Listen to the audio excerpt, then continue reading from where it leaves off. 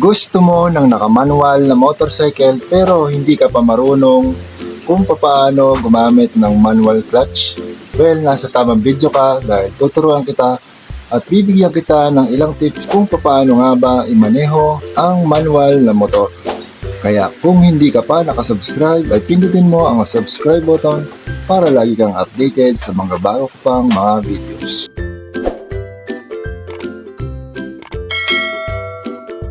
Okay guys, disclaimer lang po muna. Gusto ko lang po sanang linawin sa inyo na hindi po ako expert pagdating sa ganitong larangan.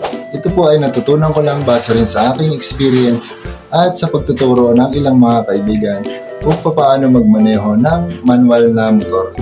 Kaya gusto kong i-share sa inyo yung aking karanasan at yung aking natutunan sa pamamagitan ng video na ito.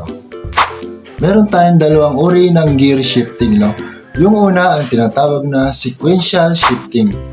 Pangkaraniwan ito ang ginagamit sa mga pantra na motor kagaya ng barako at yung ibang mga kinakabitan ng sidecar. So ano nga ba yung sequential shifting?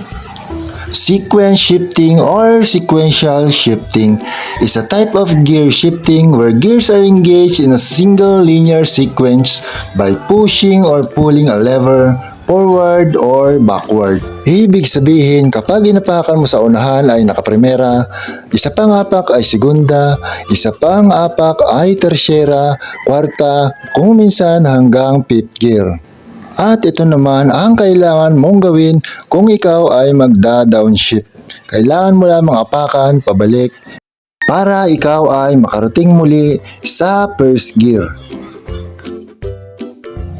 At ito naman yung isa pang klase ng gear shifting. 1 down, 4 up refers to a common motorcycle gear shift pattern where first gear is engaged by pushing the shifter down and subsequent 4 higher gears are engaged by pushing the shifter up. Neutral is located between first and the second gear. Ibig sabihin, pag inapakan mo sa unahan, nakapremera siya. Pag inapakan mo sa likuran, segunda, tersyera, kwarta, hanggang fifth gear. Ngayon, pagka magda-downshift ka, ibabalik mo, aapakan mo naman dito. Ngayon guys, ang neutral nito ay kakaiba. Sa pagitan ng primera at segunda, kapag inapakan mo ng konti, ma-engage yung neutral. Gagamitin natin halimbawa ang motor na ito dahil ito ay naka-manual clutch na motorcycle. Mahigit 9 years ko na nga itong ginagamit at kabisado ko na rin kung paano ito paganahin at paandarin. Dito rin ako unang natutong magmaneho ng manual clutch na motor. Ang isa lamang sa hindi ko nagustuhan sa motor na ito ay wala itong gear indicator. At tanging neutral lamang yung makikita mong umiilaw dito. At naaalala ko pa na madalas akong mamatayan ng makina kapag ako ay nasa traffic. At dahil nga wala itong gear indicator, ay madalas kinakapos rin ako ng arangkada sa mga paahon na daan.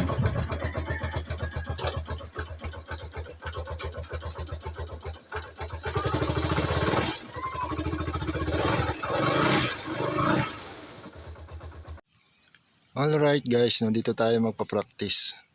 Bago tayo mag-start, siguraduhin muna natin na naka-neutral yung ating motor. Yan, umilaw. Kapag naka-neutral yan, pwede na nating i-start. At ito yung clutch lever. Ito naman yung gear pedal. Kapag inon mo na ang susi at hindi umilaw ang neutral sign, ang ibig sabihin nito ay nakakambyo ang ating motor.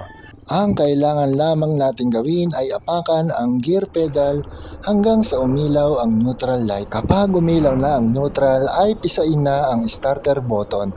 At kung hindi gumagana ay kailangan mong sipain ang kickstarter para ito ay umandar. At syempre bago natin ikambyo at bago tayo umandar, kailangan muna natin i-check kung nakataas na ang ating side stand. Pisain ang clutch lever at apakan ang first gear. Dahan-dahan mong i-release ang clutch lever at marahan namang pihitin ang silinyador para magtuloy-tuloy ang pag-andar nito. Pakiramdaman mo yung timing ng pag-release ng clutch at pagpihit ng silinyador. Ngayon, kung ikaw ay baguhan, may mga pagkakataon na mamamatay ang makina dahil hindi timing ang pag-release mo sa clutch. Pero ulit-ulitin mo lang hanggang sa ikaw ay matuto. At kung ikaw ay magpa-practice at mag-aaral magmaneho ng manual na motor, mahalagang mag-practice ka nito sa kakaunting tao lamang o doon sa kalsada na bibihira lamang ang dumadaan. Dahil baka ikaw ay makaaksidente o di naman kaya ay maaksidente dahil nga hindi ka pa gaanong marunong magmotor. Napaka-importante din na dapat i-relax mo lang ang iyong katawan dahil baka ikaw ay magulat at bigla mong mapihit ang silinyador ng malakas. Ang first gear kasi ang pinakamabagal na gear, ngunit siya rin ang may pinakamalakas na hatak. Kaya naman kung mabibigla mong mapihit ang silinyador ay maaari kang maaksidente. Kung mararamdaman mo ang makina na maugong na ay maaari mo nang ilipat sa second gear. Tandaan mo lamang kung anong motor ang gamit mo, kung ito ba ay 1 down 4 up para hindi ka malito. Tandaan natin na ang 5th gear ang may pinakamabilis na takbo, ngunit siya naman ay walang kahatak-hatak, kaya naman kung ikaw ay aarangkada, kailangan mong magbawas at kailangan mong bumalik sa first gear. Nagagamit sa mga ganitong senaryo kung halimbawa ikaw ay titigil at malapit ka lang dumaan sa mga humps. At kapag tuloy-tuloy na ang iyong takbo, mahalagang sumulyap ka rin sa side mirror upang malaman mo kung may mga sasakyan sa iyong likuran. Importante din na dapat pag-aralan mo kung paano gumamit ng signal light dahil para malaman ng mga sasakyan sa likuran o sa harapan kung saan ka liliko. Sa ganitong paraan ay malaki ang posibilidad na makakaiwas ka sa anumang aksidente sa daan. At syempre, pag-aralan mo rin gamitin ang iyong busina. Gamitin lamang kung kinakailangan. At kapag ikaw ay hihinto kagaya nito, pisain ang clutch lever at ibalik sa primera ang kambyo. Habang ikaw ay nakapisa sa clutch, gamitin mo ang preno para ikaw ay huminto at huwag mo munang bibitawan ang clutch at marahan mong hanapin ang neutral. Kapag umilaw na ang neutral light, ay maaari mo nang bitawan ang clutch at hindi na ito aandar. At kapag ikaw naman ay aalis na, ay gawin mo lang ulit yung naunang proseso kung paano ka nag-umpisa kanina.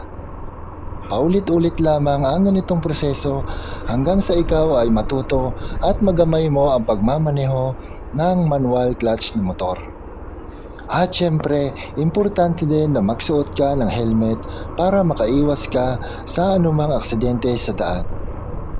Marahil ay dito ko na tatapusin ang aking video. Sana ay may natutunan ka at nalaman mo kung paano magmaneho ng manual na motor. At kung nagustuhan mo ang aking video ay pindutin ang subscribe button para updated ka sa mga susunod ko pang mga uploads.